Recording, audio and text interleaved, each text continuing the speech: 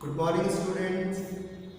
Today we are going to start our new chapter of SST, and the name of the chapter is the universe, Brahmand. First, we are going to read the chapter. First, I read the first stanza, then I explain. After that, I read next stanza, then I explain. So, open your book, page number 1, lesson 1, and look at in your book.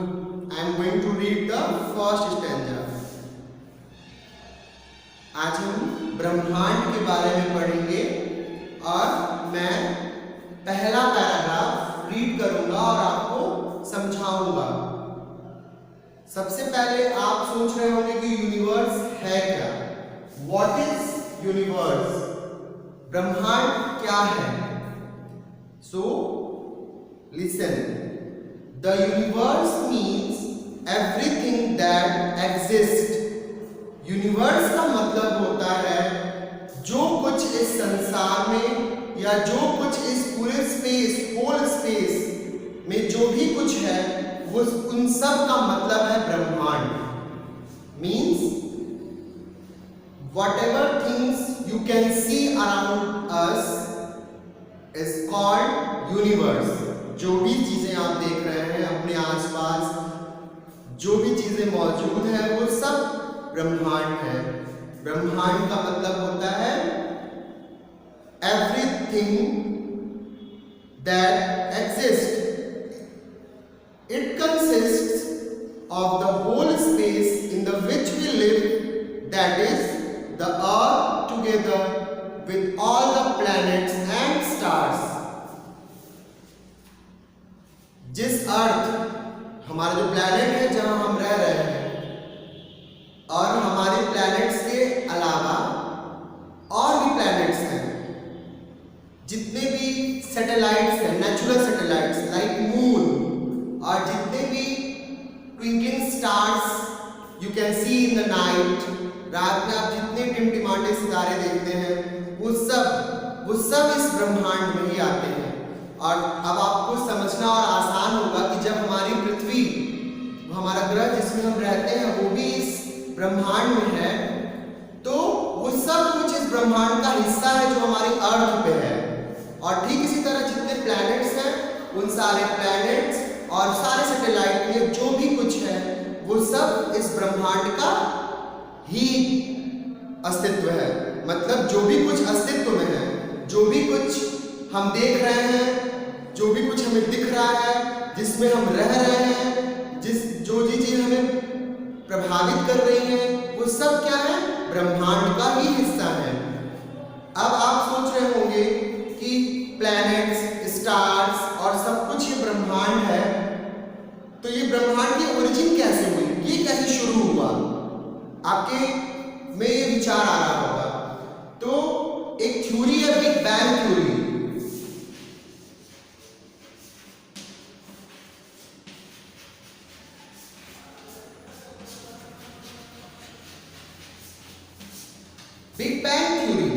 Big bang theory के according everything, first we have to read the stanza.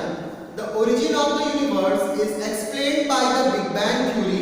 According to this theory, everything in the universe was initially hot and dense, and slowly it started cooling and condensing. The systems that were formed thus are called galaxies. There are millions of galaxies in the universe. The Milky Way and Andromeda are example of galaxies.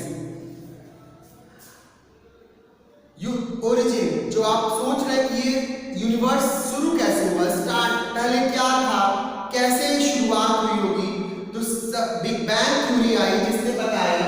Big bang theory के according जो भी चीजें, everything, universe में सब कुछ एक गर्म तपता हुआ और बहुत ही घना, एक दूसरे से बहुत ही क्लोज और बहुत ही गर्म जो चीजें थी इस पूरे ब्रह्मांड में, वो तप रही थी और धीरे धीरे वो ठंडी होने शुरू की। उसमें बहुत सारे, कई 100 साल, करोड़ों साल लगे उसको ठंडा होने में, और उसके बाद जो सिस्टम बना उसके बाद वो गैलेक्सीज में डिवाइडेड हो गए। गैलेक्सीज, अब एक नया वर्ड आ रहा है गैलेक्सीज।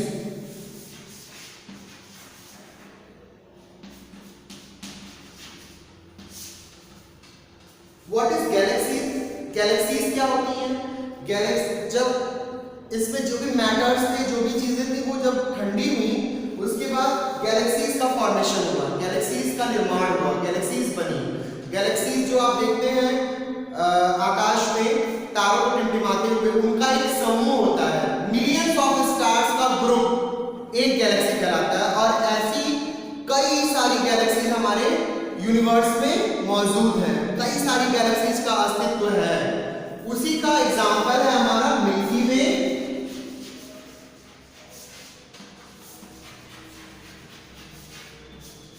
जितनी गैलेक्सीज हैं उन गैलेक्सीज में से एक गैलेक्सी है मिल्की वे। गैलेक्सीज आप समझ गए? गैलेक्सीज वो होता है, गैलेक्सीज का मतलब है कि जब इस ब्रह्मांड में जो हमारा ग्रह है, जो हमारे प्लैनेट्स हैं, जो हमारे सैटेलाइट्स हैं, वो सब क्या है? वो सब क्या है? वो सब वो सारी चीजें अस्तित्व में हैं, इस ब्रह्मांड में मौजूद हैं। और उसी तरह से वो गैलेक्सी में डिवाइडेड है, अलग अलग गैलेक्सीज हैं। और हमारा जो सोलर सिस्टम है, जिसमें हम एग्जिस्ट करते हैं, सोलर सिस्टम, जिसमें सन है, सन और हमारे सारे प्लैनेट्स हैं, प्लैनेट्स हैं। तो ये सारे प्लैनेट्स, सन और जितने सैटेलाइट्स हैं, वो सारे आपके आते हैं, सैटेलाइट्स और प्लैनेट्स और सन, ये सोलर सिस्टम है जिसमें हमारे प्लैनेट्स हैं। और एक प्लैनेट हमारा अर्थ, वो भी इसमें है, जिसमें हम रहते, अर्थ में, जिसमें हमारी लाइफ हम हैं। तो ये सोलर सिस्टम कौन सी गैलेक्सी में है? मिल्की वे में है। ऐसे बहुत सारे सिस्टम्स, सोलर सिस्टम और बहुत सारे चीजें अलग अलग गैलेक्सीज में होंगी, जिनपे स्टडी भी चलती रहती है। जैसे अभी हमारा मार्स पे लाइफ के लिए स्टडी चल रही थी, सेम वैसे स्टडी चलती रहती है। और गैलेक्सीज में जितने भी प्लैनेट्स और चीजें हैं उनपे स्टडी चल रही थी, पर अभी हम उतना आगे नहीं जाते हैं। अभी हम बस ये देखते हैं कि हमारा जो सोलर सिस्टम है, हमारा जो सन है, हमारी जो प्लैनेट्स, हमारा जो अर्थ है, वो किसमें आता है? मिल्की वे में आता है, milky way. Next stanza, we see the sky decorated with moon, planets and stars at night, but why do we not see these glittering stars during the daytime? अब आपको मैं समझाया हूँ तो आप सोचते हो कि सिर्फ रात में ही गैलेक्सीज आती हैं। हम जिस गैलेक्सी में हमारा सौर मंडल है, हमारा सोलर सिस्टम है, हमारी अर्थ है, वो सब ऐसा है कि सिर्फ रात में ही दिखता है। क्यों? दिन में क्यों नहीं दिखता? बिकॉज द सनलाइट,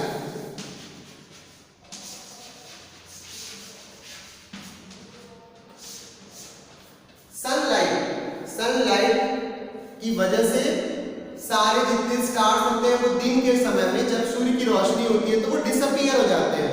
वो उस रोशनी के आगे उनकी रोशनी हम तक नहीं पहुंचती, इसलिए हम उनको दिन के समय में नहीं देख पाते। सिर्फ रात में ही अपनी गैलेक्सी में टिमटिमाते हुए सितारों को और उपग्रहों को, सैटेलाइट्स को, जैसे मून, वो देख पाते हैं। आगे मिल्की वे के बारे में और पढ़ते हैं। First we have to read, a galaxy is a massive cluster of hundreds and millions of stars orbiting around a center। जैसा कि मैंने आपको पहले एक्सप्लेन किया है कि बहुत सारे स्टार्स जब एक जगह इकट्ठे एक ग्रुप हो जाता है, उसको गैलेक्सी बोलते हैं। और उसी गैलेक्सी में छोटे छोटे स्टार्स के ग्रुप्स भी होते हैं, जिसमें से हमारा सोलर सिस्टम भी एक है। तो मिल्की वे जो है, मिल्की वे के बारे में जैसा कि हम जानते हैं कि बहुत सारे तारों का एक समूह जो होता है, ग्रुप जो होता है, वो गैलेक्सी होता है। तो सेम वैसे ही जो हमारा मिल्की वे है, वो भी एक गैलेक्सी है, तारों का समूह है, सिस्टम्स का समूह है। तारों का एक सिस्टम बना हुआ है, सोलर सिस्टम एक सिस्टम है, इसमें सन है और सन के सब तरफ से हमारे 8 प्लैनेट्स उसके अराउंड घूमते रहते हैं। तो वो एक सिस्टम है जो इस गैलेक्सी में आता है। All the stars which we see from the earth belong to the earth galaxy और द मिल्की वे। जितने तारों के समूह को सितारों को हम अपनी अर्थ से रात में देख पाते हैं, वो सारे स्टार्स के ग्रुप्स या ग्रुप्स ऑफ स्टार्स जो हमें रात में अपनी अर्थ से दिख जाते हैं, वो सारा समूह क्या कहलाता है? Milky way. The milky way is the name given to the faint band of light that stretches across the sky that we see at night। इसका नाम इसलिए दिया गया कि एक तारों का लंबा समूह जो हमें रात में स्काई में दिखता है, उस वजह से इसका नाम मिल्की वे दिया गया। The heavenly bodies in the milky way are the sun, the moon, the stars, the planet and the comets. और इस मिल्की वे में क्या क्या कंसिस्ट करता है, क्या क्या होता है? हमारा सन, मून, स्टार्स और सारे प्लैनेट्स। नाउ अब तो एक ग्रुप का हमने देख लिया कि ग्रुप जो है पूरे स्टार्स का वो मिल्की वे है। अब उस मिल्की वे में कितने कितने स्टार्स हैं और क्या क्या क्या चीजें उसमें कंसिस्ट करती हैं, अब उनके बारे में हम पढ़ेंगे। तो सबसे पहला है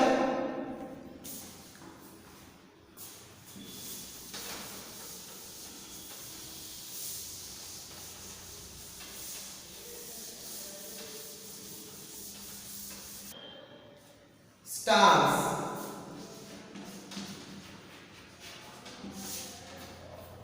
Stars. Now, first we have to read the stanza. Stars are the big balls of fire that give out heat and light. The sun is one of the stars, is the Milky Way, which gives out its own light and heat.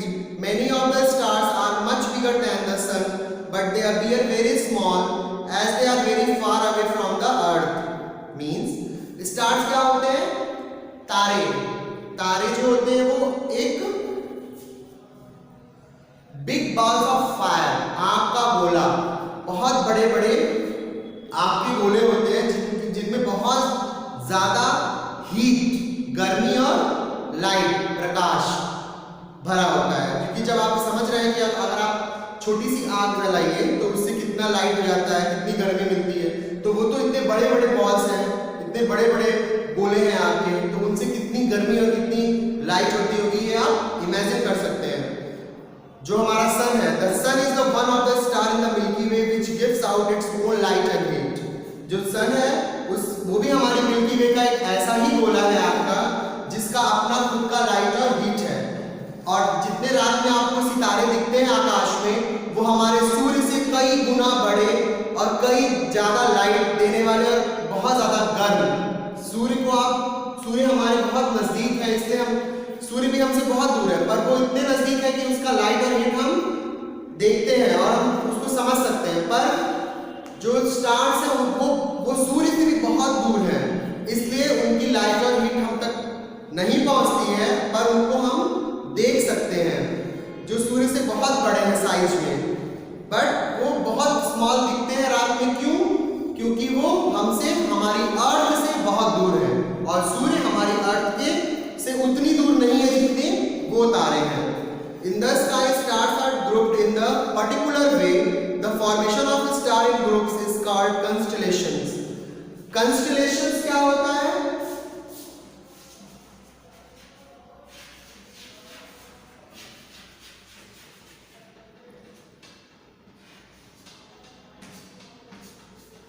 कंस्टेलेशंस stars का एक pattern होता है, एक particular way में आपको stars दिखते हैं और वो उसी वे में हमेशा दिखते हैं। तो स्टार्स के उस फॉर्मेशन को, उस ग्रुप को हम क्या बोलते हैं?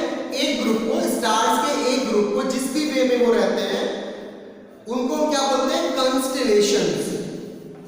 Now the next topic is satellites और मून्स।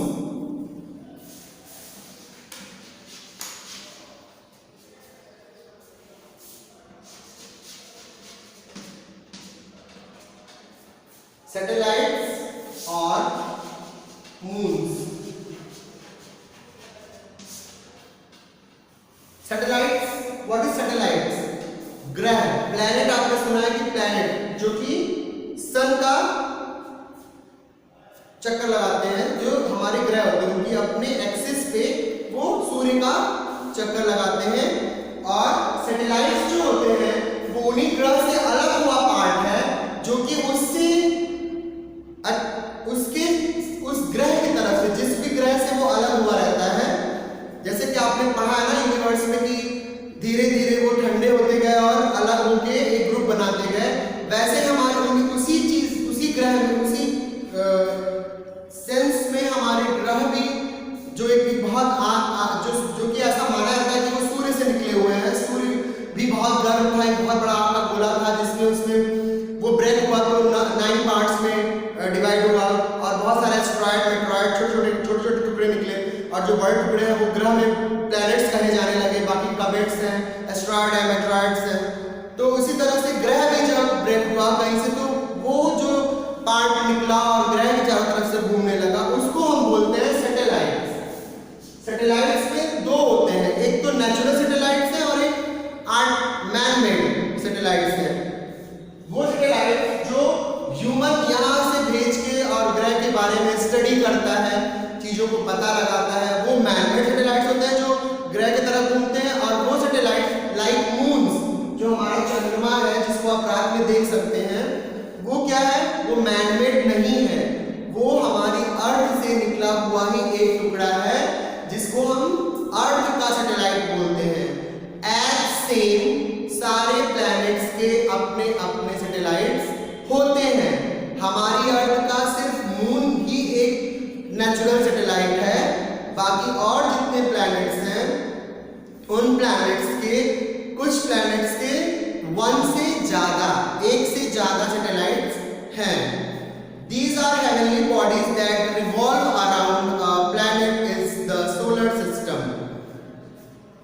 ये ऐसे heavenly bodies होते हैं, ये ऐसे bodies होते हैं जो कि planets that revolves around a planet in the solar system. Like planets revolves around the sun, as same satellite revolves around the planet. Do you understand? Means जैसे हमारे जो ग्रह होते हैं, planets are planets that revolve around the sun. जो planets होते हैं वो sun के चारों तरफ चक्कर लगाते हैं, and the satellites revolves around the planets. जो सैटेलाइट होते हैं वो प्लैनेट्स के चारों तरफ चक्कर लगाते हैं। These satellites are known as followers as they follow the planet in their orbits around the sun. और ये जो प्लैनेट्स होते हैं वो अपने प्लैनेट्स के फॉलोअर्स कहे जाते हैं, क्योंकि अगर हमारा सन यहाँ पे है,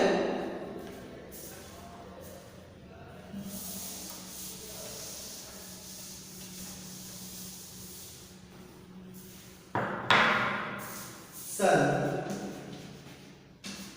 अर्थ, मार्स,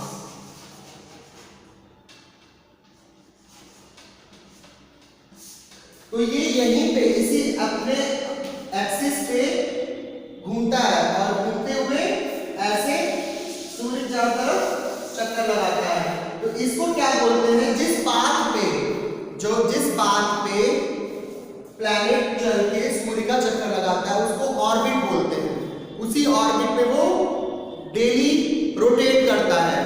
सेम सैटेलाइट मून भी अपनी ऑर्बिट में ही अर्थ की तरफ घूमेगा।